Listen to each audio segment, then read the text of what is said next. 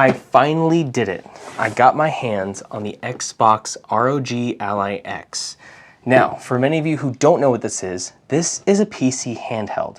This is not an Xbox, it's just a PC handheld with some Xbox branding on it. Basically, we've made these for a long time now, and they finally got to the point where they finally hit mainstream. Very niche products. Today, we're here to just do an unboxing, get some first impressions as someone who works in IT, who knows their way around electronics, and who's been using a handheld for about a month now. So I'm gonna let you guys know exactly what you can expect and the kind of stuff you're gonna get into using these.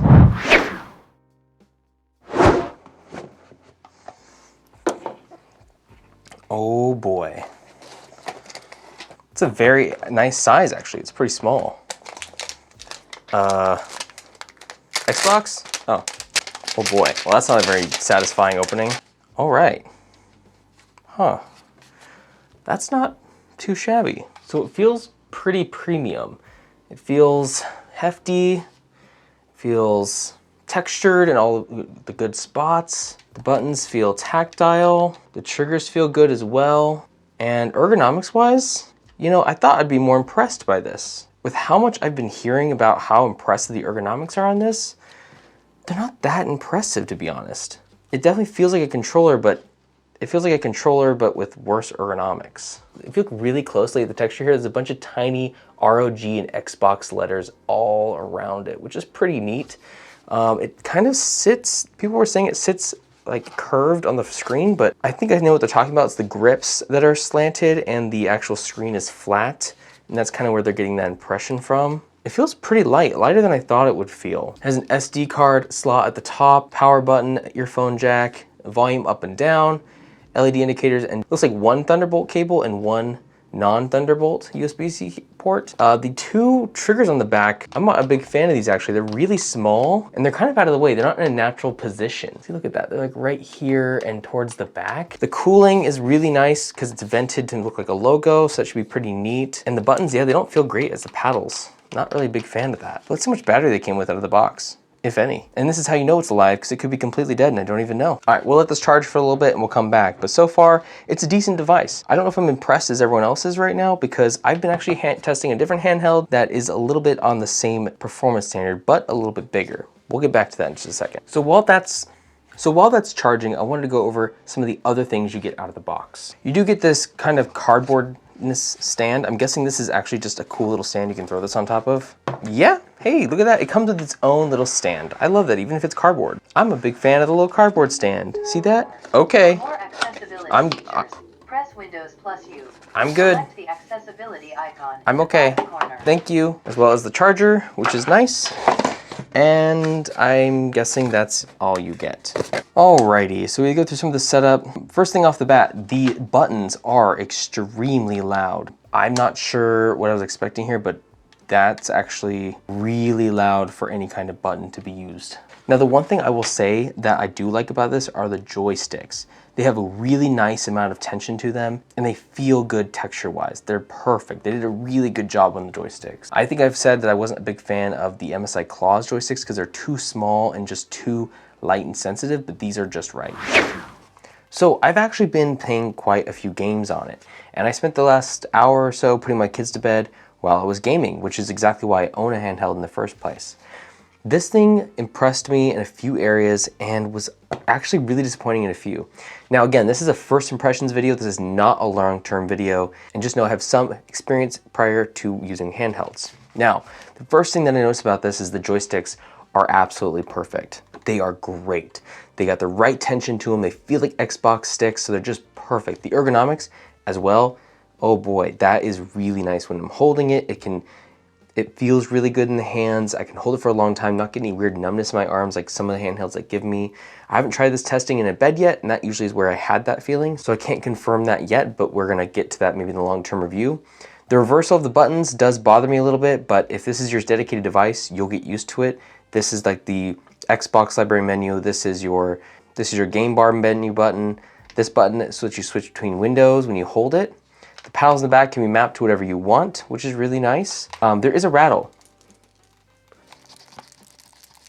I don't know if you can hear that, but there's a rattle in here. but that's kind of concerning. Some other weird stuff with the software, I was playing Battlefield 6 earlier and it completely crashed on me. The whole thing crashed, the GPU disconnect, and had some weird errors throw up. So I will have to reboot this and see if that fixes the issue. Running at 25 watts, this did not get super hot. I didn't hear the fans super loud, so it was decently quiet at 25 watts. Plugging this in and going to turbocharged mode, that was very loud.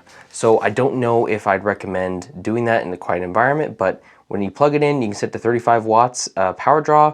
It's gonna be pretty loud. Looking more at the build quality though, the plastic does not feel like the best plastic. It feels like an Xbox controller plastic, kind of the same exact experience here.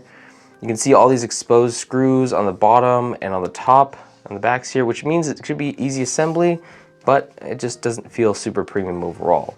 And the screen size is very, very small. I'm talking like extremely small. Teeny tiny from my personal opinion. And I did disable the RGB in the menu here so that I could have no RGB.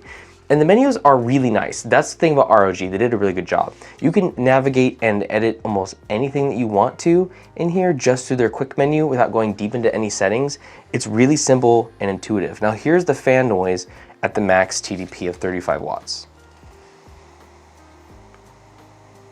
It's not quiet, but it's not loud. So it's kind of like a standard laptop, a slim laptop that's set to, you know, high performance mode. We'll play some games here and we'll see how performance is on Harry Potter. I'm gonna set my TDP to 25 and I'm gonna have you come around here for a better view. So I'm gonna have to be a little awkward here on this setting. So I'm playing on medium settings, 1080p, and I'm getting about 75 FPS. With a lot of stutter, it seems though, which could be a shader issue, but it seems overall pretty performant. I'll see if those stutters kind of go away over time and I'll hop into the open world here, but the stutters are pretty noticeable. Oh my gosh, it's gonna keep bothering me. So let me hop into the open world and we'll see how we go. Let's go to world map. We'll just fast travel somewhere random. Now I apologize for the awkwardness of this angle. The speakers are decent. I mean, they're really decent overall. They aren't perfect, but they do a good job here. The stutters are, let's see, still pretty apparent. I'm on medium settings, 1080p. The stutters, they're going away here pretty decently. So, oh, that's a few here and there. So what if I tweak some settings here? These are recommended. I didn't change anything on this. So we'll go to settings, and we'll just switch this all to medium because it's got a few on there that are high.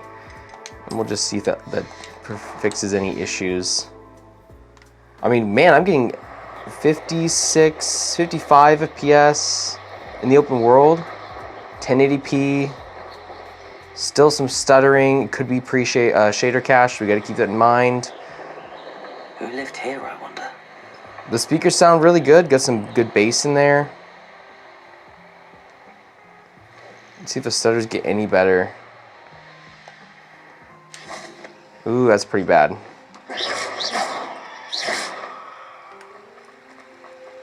Yeah, that's not great as far as stutters go. I'm at 37 watt TDP. Is that for real right now? Is that actually how much power is drawing? It's at 37 watts. I'm not sure how these are actually read because I'm not too used to this, but yeah, 37 watts seems extremely high. Let's see if I can switch this down to like performance mode.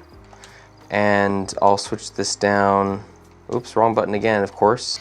And I'll switch this down to low settings. Now I'm not gonna dumb down the resolution at all because I feel like that's cheating.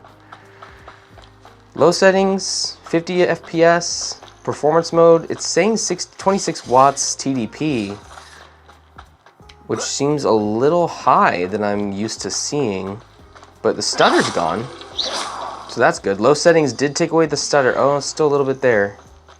But the screen is so small I can barely see it. That's the biggest problem here that I have. I can barely see the screen. Okay. Not bad. Get some more broomstick action going on. Yeah, stutter seems to be clearing out, so it could have just been shader cache that was causing it. 56 FPS, 50 FPS about, 27 watt TDP, 1080p on low settings. Now, so far, this device has not impressed me a ton. Now, I'm gonna go through each device here while this game loads up. The triggers are pretty decent overall. They do have a nice Xbox textured feel to them. They do have nice bumpers on them as well. The D-pad is really, really disappointing. It feels flimsy, it's not very high quality, it feels kind of cheap. The speakers are good, the fan is decently loud when you get up to those higher watts, especially plugged in, you're just gonna really turn, I'll actually plug it in here in a second. The software is really well done, and just overall, it's a very decent handheld, but it does have that rattle and just a few things about it that I wish could be better, especially the screen size and the vibrance and colors of the display. Just, they're not that great, and the viewing angles on it aren't very good either. It seems just a really cheap screen from what I can tell. So, but we'll see if Battlefield can be any better. I'm gonna plug in for this one because I want you guys to hear these fans kick on. I'm gonna turn the volume all the way down. I'm gonna switch this bad boy to turbo mode, 35 watts when plugged in. Now, I don't know if you can change that setting manually once you're actually if you can change that setting to be high without being plugged in, because on the claw, you can set it up to 37 total power and it will draw that much and it will run until the battery drains. But on this, it seems that option only shows up when you're actually plugged in. I'll show you right here what that looks like. So all the people complaining you can't use that setting unless you're actually plugged in, it's because this setting right here, turbo, will only show that 35 watts when plugged in, and when it's not plugged in, it shows 25 watts. But you can go in, I believe, and manually change that setting. So I did play this earlier, and I did have some performance issues where it crashed and was stuttering, but it did smooth out overall. But listen to the fans. Listen how loud that is. But I'll play a big map. Might as well and just see how it goes. So CPU temps are about 84 degrees Celsius, 53 FPS here. Again, these speakers are pretty decent overall. So 44 FPS, I am on balanced settings with AMD quality, FSR quality on. 43 FPS about, come on medic, come get me. Come get me, thank you. Get through the chopper! And it's smooth. It's actually a very smooth experience. I don't see any stutters, I don't see any problems at all. And but I am on the highest it can possibly go, which is usually what I play when I'm playing Battlefield anyway on a controller. And the sticks on FPS games are just stellar. They're fantastic. They feel the best overall. Let's crank this up and see how this sounds. Yeah, you can really hear the stereo on here. What? Okay, am I spawning next to enemies? Come on, put me somewhere that actually makes sense. I can talk about this thing while I'm gaming. Oh my, dude, I spawned next to an enemy. My gosh, you're joking right now. Spawn in front of a Jeep. So yeah, 40 FPS, 45 FPS, balanced settings, 1080p. It's very smooth gameplay, very smooth, no hitches, no stutters. So it could have been the shader cache in the other game that was causing those problems, but it is buttery smooth overall. And this is the highest 35 watt TDP though, so it is polling right now. And yeah, the sticks just feel fantastic on this. Oh. And you can see on the camera the viewing angles kind of suck. Anyway, very good smooth, buttery smooth. I'm gonna back out of here now and I'll disconnect this guy. Oh, one last thing I want to show you guys. Probably can't see the screen because it's not super bright. So there's a good picture of the screen. Here is the MSI Claw. Now look how much bigger the screen is here than that. It's humongous. It's just a bigger handheld overall. Ginormous. Ginormous. If you guys want me to keep this handheld and keep working on it with reviews, please like the video, please subscribe. Otherwise, I can't afford to keep this back. And drop a like and subscribe for the long-term review, performance reviews of this, and a final and possibly soon, and hopefully soon, I'll be able to drop a comparison video between the Claw and the Xbox ROG Ally, because I know these are the two hottest devices on the market right now. Versus the A8 versus the A8AI Plus, I'm going to say these devices are on par, and that either one of those are perfectly appropriate for you.